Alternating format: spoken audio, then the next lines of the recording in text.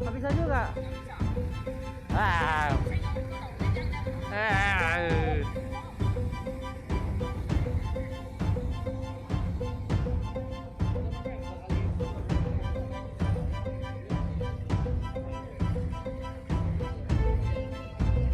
Ya, situasi banjir, tenggelam, motor nggak bisa masuk, ah gawat. Hari Senin siang pukul 11 tanggal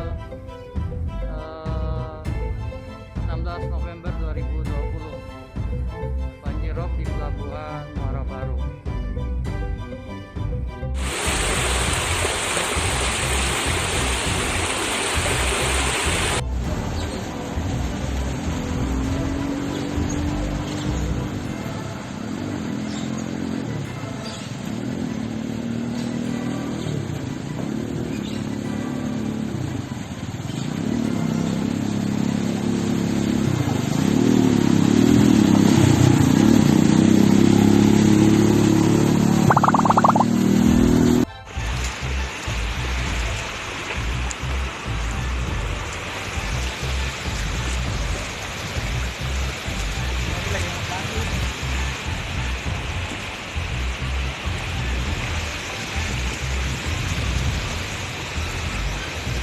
Kan di dalam mobil tidur kali.